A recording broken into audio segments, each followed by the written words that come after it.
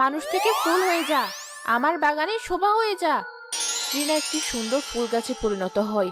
সেই গাছে একটি মাত্র হলদে রঙের ফুল। ডাইনি ফুল গাছটা জাদু করে তার বাগানে লাগিয়ে দেয়।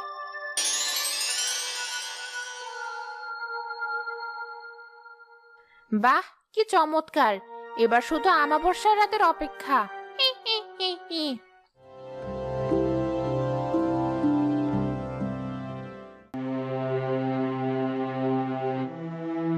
রিনা, এখনো ফিরলি না কেন মা? তুই তো এত দেরি করিস না কোনোদিন। কি হলো আমার মেয়ের? আমার মন তো আগেই কু ডাকছিল। আমি কেন যেতে দিলাম ওকে? আমি কেন আটকালাম না? এই রাতের বেলা আমি একা একা কোথায় খুঁজবো ওকে? সৃষ্টিকর্তা, আমার মেয়েটাকে তুমি রক্ষা করো, ওকে আমার কাছে ফিরিয়ে দাও।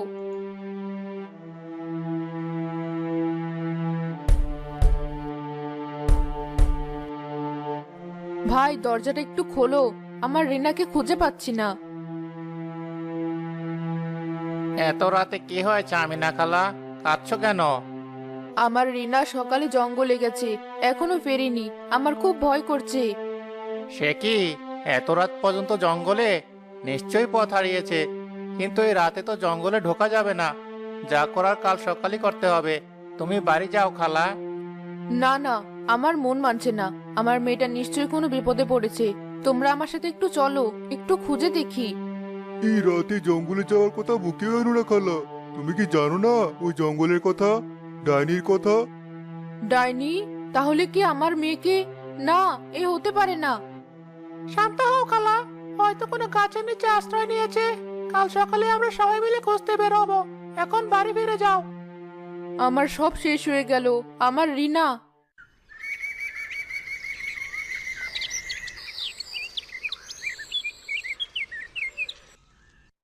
পরের দিন সকালে কিছু গ্রামবাসী রিনাকে খুঁজতে জঙ্গলে যায়, কিন্তু কেউ তাকে খুঁজে পায় না।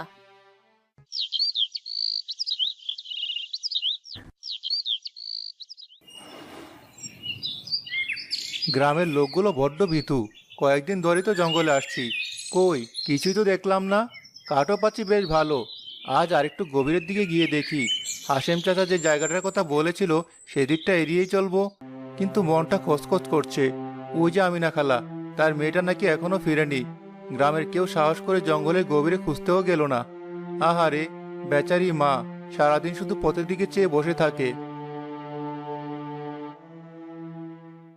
এ কি, এটা কান্না শব্দ না? এত গভীরে জঙ্গলে কে কাঁদছে? শব্দটা তো ওদিক থেকে আসছে মনে হয়। কিন্তু এখানে তো কেউ নেই, শুধু ঝোপঝাড় আর গাছপালা। আরে, এই ফুল গাছটা তো অদ্ভুত সুন্দর, কিন্তু কান্নার শব্দটা তো এই গাছটার কাছ থেকে আসছে বলে মনে হচ্ছে। আমি কি ভুল শুনছি? মা, আমাকে বাঁচাও, আমি এখানে আটকা পড়ে গেছি। কে কে কথা বলে? এখানে তো কেউ নেই। আমি কথা বলছি, এই ফুল গাছ। আমাকে ওই ভয়ঙ্কর ডাইনি জাদু করে গাছ বানিয়ে রেখেছে। কি বলছো এসব? গাছ আবার কথা বলে নাকি? আমার মনের ভুল। নিশ্চয় কাছাকাছি কেউ লুকিয়ে আছে।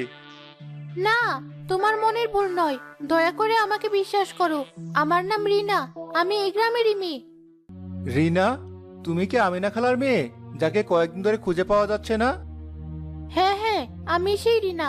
আমি কাঠ খুঁজতে এসেছিলাম, কিন্তু ওই ডাইনি মায়াবতী আমাকে মায়া করে তার ঘরে ঘরে নিয়ে যায়, তারপর জাদু দিয়ে ফুল গাছ বানিয়ে দেয়। ডাইনি মায়াবতী? তাহলে হাসেম চাচার কথা সত্যি? এ কি ভয়ঙ্কর ব্যাপার! সামনেই আমাবস্যা। ওই ডাইনি বলেছে আমাবস্যার রাতে সে আমাকে খেয়ে ফেলবে, তাহলে তার শক্তি অনেক বেড়ে যাবে। তার আগে তোমার আমাকে এখান থেকে উদ্ধার করতে হবে। কিন্তু আমি কি করে একা এই ডাইনির সাথে লড়বো? আমার কাছে তো শুধু একটা কোড়াল আছে। তোমাকে সাহস আর বুদ্ধি দিয়ে কাজ করতে হবে। ওই ডাইনি খুব চালাক, কিন্তু তার একটা দুর্বলতা আছে। কি দুর্বলতা, আমাকে বলো। আমি ঠিক জানি না, তোমাকে সেটা খুঁজে বের করতে হবে। কিন্তু ওই কুড়ে ঘরে ঢোকা তো সহজ হবে না। তোমাকে পারতেই হবে। আমার মায়ের কথা ভেবে দেখো, আমি না ফেলে উনি মরেই যাবেন। তুমি আমার শেষ আশা, দয়া করে আমাকে বাঁচাও। ভয় পেও না রিনা, আমি কথা দিচ্ছি, যেমন করে হোক আমি তোমাকে উদ্ধার করব। আমি আমিনা খালার চোখের জল বৃথা যেতে দেব না। আজ রাতে আমি ওই ডাইনির ডোরায় হানা দেব। সাবধানে থেকো, ওই ডাইনি খুব ভয়ঙ্কর। আমি আমার জীবনে বাজি রাখতেও প্রস্তুত। তুমি শুধু দোয়া করো যেন আমি সফল হই।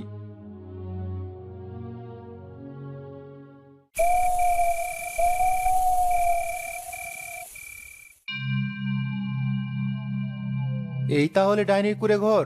বাইরে থেকে দেখে তো বেশ শান্তই মনে হচ্ছে, কিন্তু এর ভিতরে লুকিয়ে আছে সব ষড়যন্ত্র।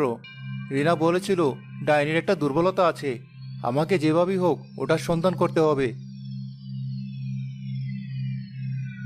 দরজা তো বন্ধ, ভাঙার চেষ্টা করলে শব্দে ডাইনিটা টের পেয়ে যাবে। অন্য কোনো উপায় ভাবতে হবে। সোহেল কুঁড়ে ঘরের চারপাশে ঘুরতে থাকে এবং একটা ছোট জানালা দেখতে পায়। এই তো একটা জানালা, এটা দিয়ে হয়তো ভেতরে ঢোকা যাবে। খুব সাবধানে কাজটা করতে হবে। সোহেল সাবধানে জানালা খুলে ভেতরে প্রবেশ করে। কি অন্ধকার, আর কি বিদঘুটে একটা গন্ধ। এখানে তো কিছুই দেখা যাচ্ছে না। কে কে আমার ঘরে? মানুষের গন্ধ পাচ্ছে যে। সর্ব